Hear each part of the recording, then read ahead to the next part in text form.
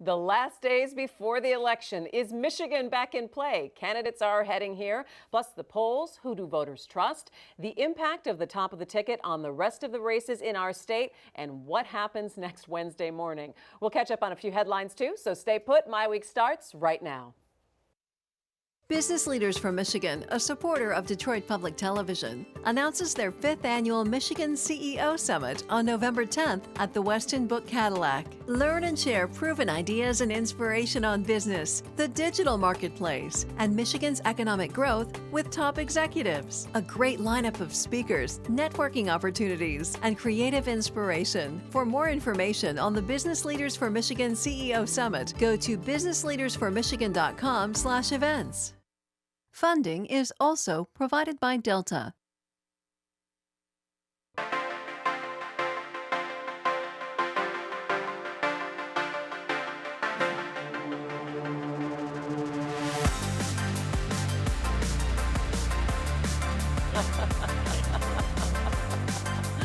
Hi there, I'm Christy McDonald, and welcome to MiWeek. We are so glad that you're with us. We are finally just days away from what has to be one of the most contentious, surprising, numbing, stomach-churning, and intense presidential campaigns in history. We're devoting our show tonight to talking about where the race stands now, October surprises and all, plus why both Trump and Clinton are focusing back on Michigan and how voter turnout could be affected. And we will also look at how this impacts our state races. There is a lot to get to. Nolan Finley of the Detroit News is here, along with Stephen Henderson of the Detroit Free Press. You know, you go into a show like this and the show writes itself at this point, you know. Sort of. And guess what, gentlemen? Michigan is back in play. Did you think you'd be saying, hang on now, did you think you might be saying that in the last 5 days before the election? And if anyone who's saying that, you should look at as if they've lost their mind. The state is not in play. The polls have tightened. So maybe maybe Hillary Clinton is not up by 20 points or 15 points, and maybe 10 or 8. But the idea that this state would move into the Republican column for the first time since, 1988, with a candidate like Donald Trump is a really you would have to, so many unusual things would have to happen in terms of turnout in like we Democratic haven't seen areas. unusual things this year. Well, yeah, but I mean, you'd have to essentially put everyone in Detroit in jail that day and say, well, you're not voting because you're going to be in prison, so your votes don't count. I don't think that's the case. I do think that there's going to be an enthusiasm gap. She's not going to bring people out the way Obama did 4 or 8 years ago, and that's going to make it closer. But and in the national election, I mean, I think that's where there's some play in the joint. But in a state like Michigan, I just think it's absurd. Well, I would disagree. I mean, candidate time is the most valuable resource at this stage of an election. I can't remember in Michigan when we've seen the candidate the come in, and both candidates come in on Friday, in the last. He was here yesterday, or Monday, and he's coming back. I mean, for the candidates to spend this much time in the state in the last week, they are normally in Florida, they're normally in Ohio. And they're in those states too. Yeah, but Michigan is not a state that gets any attention in the last week of the campaign. Sometimes not even in the last month. And they're getting there's a lot of ad buys that are now happening. There's a lot of ad buys was here as well. And Bill Clinton came in on Wednesday night, to rally black voters. To rally out the vote. So you've got, they're seeing something in their internal polls. What they're seeing is, and I heard last night that their internal polls show this deadlocked at this point. They're worried about that black voters are going to stay home. They're not going to vote in the numbers they did. They're seeing something, and if Michigan's in play, the whole election's in play. So I know that you like to quote Nate Silver a lot, and 538. So I was noodling around on his site a little bit, and he said that yes, Trump has a path to victory. Yes. And he said, quote, it's 100% strategically correct for Trump to be campaigning in Michigan and Wisconsin right now. Yeah, well, because he's got to break one of the walls down. Well, but no one has done it in more than that, 26 years. No Republican candidate has been able to do that. So the idea that Donald Trump, the most unusual Republican candidate, the most offensive Republican candidate, is going to do it, I don't see how he gets past the hurdles that he's going to have. All that's true, Steve. Oakland County women, professional women in Oakland County, he's going to get crushed. You look at Mitchell's last poll. Not he's Mitchell, closed. not Mitchell's poll. You look at Mitchell's last poll. He's closed the gap with women to 8 points. And yeah, 8 points. He is, that's not close. He is probably the most detested Republican candidate who's ever run, as you say, running against the most detested Democratic candidate we've seen since She's George not Wallace. detested by Democrats. She's detested by Republicans. He's detested by people on both sides. And independents. Has And lost the battle, some trustworthiness among Democrats as well. And independents and that's where the battle's always won. The question is, can the Democrats get the votes, the number of votes that they need from their own ranks to beat Donald Trump? And that's where the enthusiasm gap comes into play. I fully admit that there is an enthusiasm gap. We're seeing that in early voting in places like North Carolina, where black votes are not as heavy in early voting as they predicted, 15% down from 2012. There's no question that there's an enthusiasm gap. And I think that could throw the popular vote of the national election into some doubt. I think he might win the popular vote, or it certainly will be closer than what we have been predicting. The electoral path he has, though, is still much tougher because of states like Michigan, because of states like Wisconsin, which he really does not have a great chance to win. 8 points among that was the women, latest poll. That's getting killed. Okay, it's not 50 points, it's not 27 points, but it's still not close. But you have to look at the independent vote, and that has shifted his way since the revelations of Almost the past always week. does. And you have more stuff coming out every day about Clinton Inc. That rattles voters. Are not sure whether indictments are going to come down after this election. Well, we know he's going to go on trial after the election. You're going to have Bill Clinton, you mean? No, Donald Trump. So they both could end up in the same courtroom. But you've got folks now saying we're going to skip the presidential piece of the ballot and vote people down. saying all kinds of and stuff, sure. I think what you're seeing in the closing of this polls, Republicans are starting to come back home, and independents are shifting. We should make a bet. We should make a bet about election day. The question. I'm confident enough about what's going to happen in Michigan that I would bet Hillary Clinton. So are you going to just bet result, or are you going to bet by spread? I don't know what the margin is going to be. I don't think it's going to be. It's not going to be the 20-point margin that we were talking about a few months ago. I still think because of the Democrats' superior get out the vote effort that she's got the better chance to win Michigan. He has no operation but to do that. I think it is awfully surprising, and it really does speak to the weakness of her candidacy that we're sitting here competing in Michigan, a state that's not been in play in 25 years. And if you look not just at the Mitchell poll, but there's other polls out there that show this race closing, and the Democrats' internal poll show it at almost a dead heat. That's amazing at this stage of the election. That tells me anything can happen nationwide. GOP strategists in Washington are now talking about what to do come December 1. They understand that this is pretty much over. That there is going to be this sort of flashbang at the end of the campaign, that the polls will tighten, the race will be closer, the popular vote may be really close, but that the electoral path for this guy is so ridiculous at this point. I mean, you would have to, the things that would have to happen all simultaneously in multiple states to give him 270 electoral votes. I don't think it's over. It's like betting on lightning. Nolan just made the crazier things have happened motion. Well, I mean, what's been predictable about this election campaign? I want to talk a little bit about, who would have ever thought Bernie Sanders get 47% of the vote here in Michigan? Nolan, you talked a little bit about this is finally Republicans coming home or linking up behind Donald Trump. I want to talk about the events of the past week and a little bit about the FBI's role in this. Yeah. And do you think that James Comey overstepped his bounds? Well, he certainly departed from standard practice, right? This is not the way that the FBI or the Justice Department handles things like this at election time. Everyone has said that, from Eric Holder to former Republican Justice Department officials. Everyone has come out and said, okay, he's doing something here that I wouldn't have done, that they shouldn't have done. You go beyond that and say, well, he did this without even having obtained a warrant for the computer that he was supposedly thinking these things were on. That makes it even more extraordinary.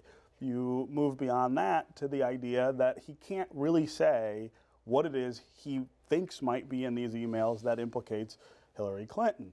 There again, this is out of a pattern of practice that I think raises a lot of questions about his judgment. What is he doing and why is he doing it? Now, I don't think James Comey is trying to sink the election for Hillary Clinton. I don't think I don't think that is his motivation, but I do think that there is something going on here that is not just about him doing his job the way he is supposed to, and it's having an effect on an election, which is the whole point of the practices that they had in place. Except I would disagree with you on this point. He had already injected himself in the election, or injected By the other FBI. announcement. When he came out in July and said this investigation is over, They also don't do there's that, no yeah. there's no prosecution.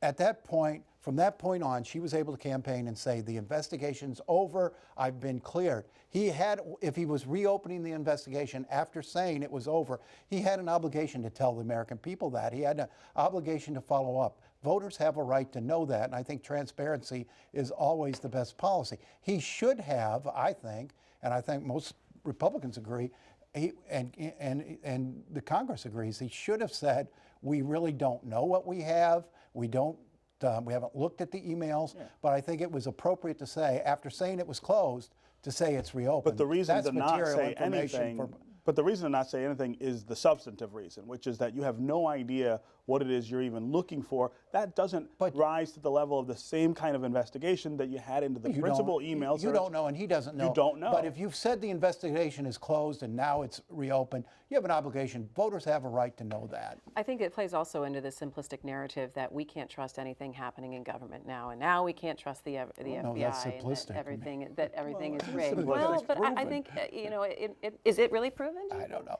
I think the bigger issue this week, and one that's going to last much longer than the email scandal, is this whole Clinton Inc. business. And I think the Wall Street Journal had a very excellent piece this morning about, and you got the Doug Band emails that really, if that stuff was happening in a private corporation, a public corporation, the SEC and the Justice Department would have already been in there. So big these are time. stories written by a former colleague of mine originally for The Atlantic months and months and months ago, and raised, dealt with, and sort of dismissed as not insignificant, but not proof of much beyond that there was this relationship between what they were doing with the Clinton Foundation and what they were doing privately.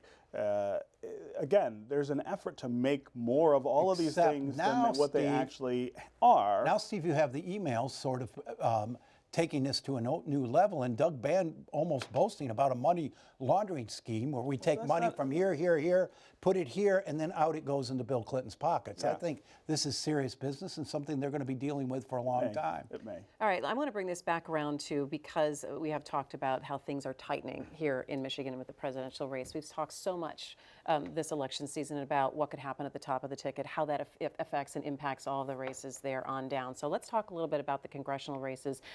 Specifically, if there is a bit more tightening and you have Republicans a little bit more excited to go out and vote here in Michigan, does that help now a Mike Bishop who's running, and Dave Trott who's running as well, and maybe some other races, especially up north in the first? I think it takes, I don't know about that race. That's a whole nother matter. But I think the tightening of the race takes the down ballot races sort of off the table. They're going to be fought now on their own. It doesn't look like, unless these polls are dead wrong, there's going to be a surge one way or the other. And that's what wipes out down ballot races, the sort of huge turnout, lopsided turnout. I don't think you're going to see that. I'm not sure you're going to see a big turnout at all in this election, because I don't think Republicans are all that enthused, and I don't think Democrats are all that enthused. And there aren't that many other exciting issues on the ballot.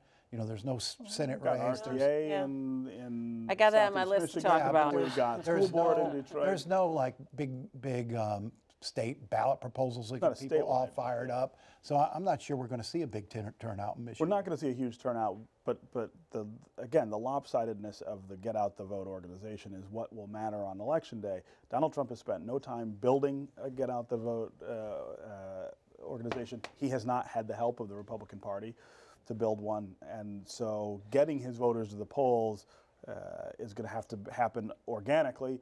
The Democrats are going to take their voters to the polls. They always do. They always do. And go pick them up in the graveyard. And, yeah. Oh, Nolan. Keeping the let's use the conspiracy show to going spread on. myths. Exactly. So like there's not enough on my Facebook feed. So as long as this race stays within 4 or 5 points, I don't think you're going to see a down ballot impact. I mean, I never thought Mike Bishop was in trouble. I mean, I've always thought that, again, that's this sort of election fever everybody gets to say, oh, this race is tight. A lot of money being spent There's there. a lot of money being spent there.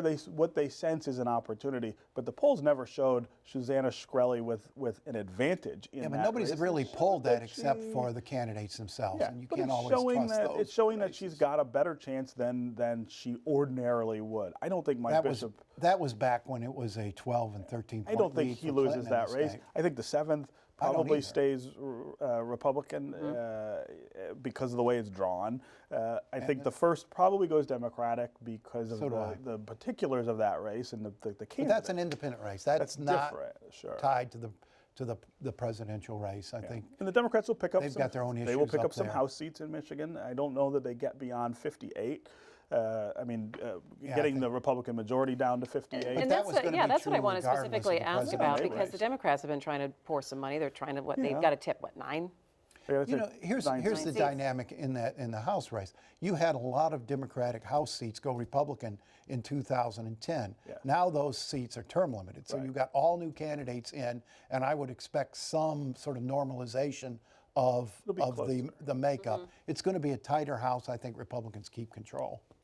It's interesting. I always people talk to me about the fatigue they have about this election, and just that they're tired or they're fed up about it, or they don't particularly know what to do, or they can't they can't stand reading about the presidential election anymore. And my thing to them is, do you know who's running for your state rep seat? Do you know what's happening in your city council? There's a lot of stuff Because going on the there- ballot. You can yeah. clip your coupon out of the Detroit News Monday. Or Tuesday. Detroit Free Press. We'll tell you exactly how to vote in all those races.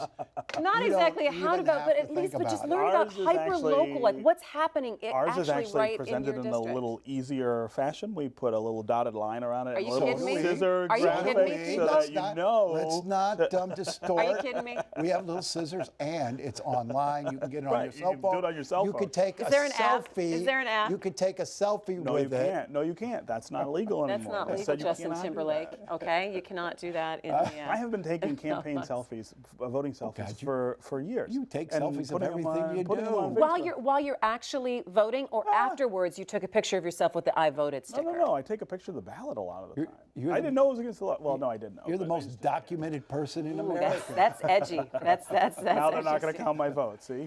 Yeah.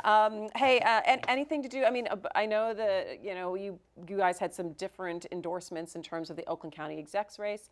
Anything with the week's last events? Do you think that will change that race? No, I think if truly the presidential races has tightened up, I don't think you're going to see any big incumbent surprises. I'll be interested in seeing how the regional transit vote and that Wayne County tax vote goes. I mean, it'll be interesting to see whether the voters are in a tax raising mood. I think the campaign for the RTA has been just dismal.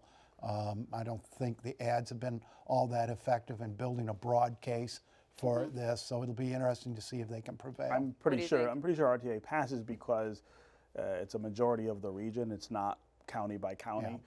I think the only county that it's really in doubt is Macomb, and there won't be enough votes there to outweigh the rest of the region. What I'm about? not sure about Wayne because Wayne's also got that big school tax increase, and so And it's I wanna talk asking about that. It's asking a lot for voters to go in there and pass two large increases, and schools are a Let's little be clear closer about to folks. large, $80 a year. That for the average house in Oakland County, it's $250. You're talking about the school millage. That's only in Wayne County. I know, I'm talking about the RTA tax. Right, the RTA but- tax is $100 a house on $100,000. And if you own a $200,000, It's $200 a year. Like a lot of folks, it's $225. Okay, so that's $20 a month. Yeah, but you add that to the 200 and some you're paying. Now your tax bill's up $500, Steve. That's not insignificant. Okay, thanks for- That's what I'm saying. With two big tax bills on, I don't think they both pass. $500 a year. It's a lot to of have money to most people. better Okay, schools, okay, I better appreciate the training. math. you I get appreciate that, the math if lesson, you but get hang on here. What's the will though in order for the Wayne County for the schools millage? I mean, are you? What do you mean, what's the will? In terms of are people? Do you have all the districts? You had a couple districts that weren't supporting You only putting that have- actually on the ballot. You have 3 districts, I think, that said they didn't want it on. The rest of the districts all said they needed it, including districts that are wealthier and have more money. I don't know how the voters in Wayne are going to see that. I mean, it would be unusual to see it fail, I think. Failed last time. It failed the last time because of I mean, I think the climate when that was on was a little different. They haven't done a whole lot to push it. I think they have. I mean, I live out there. I'm not getting a lot of stuff in the mail. I haven't seen or heard a lot about it. And, you know, I think the Livonia it's district's pushing this 50-50. really hard. I'm not seeing The any superintendent, superintendent was on my radio show this Sure. week talking about it with Randy Lipa. And that gets you a few votes, but in terms Votes you already had. in terms of flyers and what have you, I've not been seeing a whole lot of that. And again, you've got two competing tracks. I don't think they'll both pass. I would say the school pet thing would generally have a better chance than the transportation one because it's hard to understand. All right, next Wednesday morning, I wake up and I get my Detroit News and I get my Detroit Free Press. What are the headlines going to say? Oh, who knows? I don't know. Come on, make up a headline. I mean, I think it says Clinton wins, but I think We may not know. we may not know. I mean, I know about the popular vote. I mean, I think it's entirely possible that the popular vote be in doubt. My biggest hope is that the popular vote and the electoral vote track. So you don't have a whole lot of people, you don't have to explain again what the electoral college is, and you don't have a lot Let's of just people start saying over from we was scratch robbed, and change you know? the system totally. I think that people say that every 4 years. They say it all the anytime the popular vote, and it's usually we haven't had a huge discrepancy. It's only happened 3 times, I think, in history. And it's not been a big discrepancy. I mean, if you come out with a fairly significant discrepancy, you're not going to be able to live with folks after this election. All right, finally tonight, some headlines.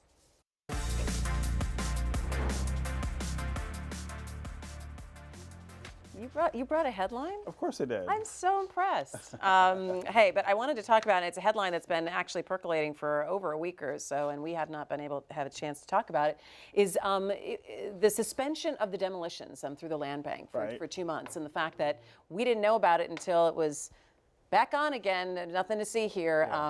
We're all good again. The Detroit City Council is not happy. I think they shouldn't be happy. It should not be. I think it's pretty outrageous that the mayor pulled this on them, and I'm not sure what the incentive here was. I mean, this falls into that category of the cover-up being far more egregious than the original offense. I mean, okay, so you tried to go faster on demolitions. You made some bad decisions about how to bid and how to spend money and things in the first couple of years of your administration. You can explain that away as long as you're upfront about it. I feel like they've slow walked that, though, to be truthful, obviously, with council and with the voters. And so now it seems like a much bigger scandal than it was. We don't know how big it is because the investigation's not done. Right. And I think transparency's always been Mike Duggan's weak spot. And when we were talking about him before the election, and these were the concerns. These were the concerns were about contracting and who gets them and how they're awarded, and that old Wayne County style of doing thing, is showing up here. It seems like. There's a lot of cronies. I don't know how you explain it at this point. There's a lot of cronies in that land bank, and there's a lot of political connections in that whole demolition program. And if anything bites him on the butt, I think that's going to be what does it. And there's still a federal investigation going on with that. All right, what did you see? Cubs win the season. Well, that's an easy one. Well, it's not easy. That is a it took great- 108 great years to get. That's not easy. I'm an American League loyal. So I lived in Chicago for about a year and a half. So, and I worked for the same company that owned the Cubs. We could. So are you claiming the Cubs no, now? We could just go grab tickets from changing his upstairs. hat. and Is he go. changing? Is he his hat. switching it around? I would never Did you root just for jump on the bandwagon? I would never root for the Cubs the over the bandwagon? Tigers or the Orioles. Right. But I think it's pretty cool. Yeah, it's pretty cool. They waited a long time. Yeah, my husband woke my son up when it got tied up at the top. So they were up watching the game. I had gone to bed long ago. But When I lived in Chicago, I lived on the same street as the ballpark.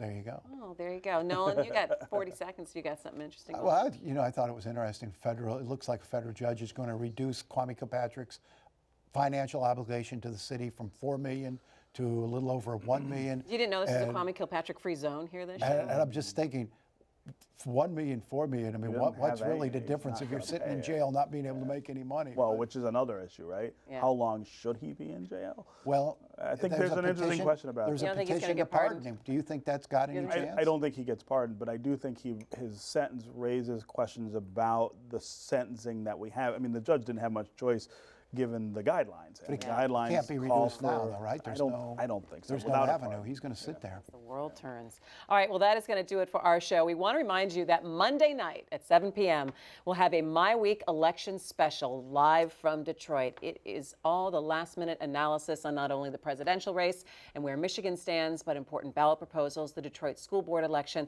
We will have it all covered for you. Nolan, Stephen, and I, plus a whole lot of guests, live on Monday night from 7 to 8 right here on Detroit Public Television. All right, have a great week. Join us Monday night for our live show. Vote on Tuesday, and then we'll sort it all out next Thursday on MiWeek when we are downtown at the Business Leaders for Michigan CEO Summit. And we will see you next time on MiWeek. Take care. We'll sort it.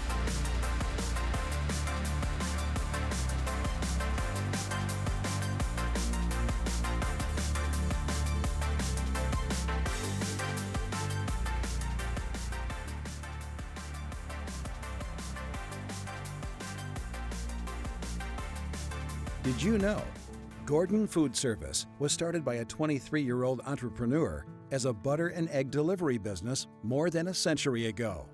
In 1948, school teacher Gerard Wendell Hayworth borrowed $10,000 from his parents to start a woodworking operation in his family's garage. It's now Hayworth Incorporated. These are just some of the ways Michigan's pioneers started out as small companies with big ideas.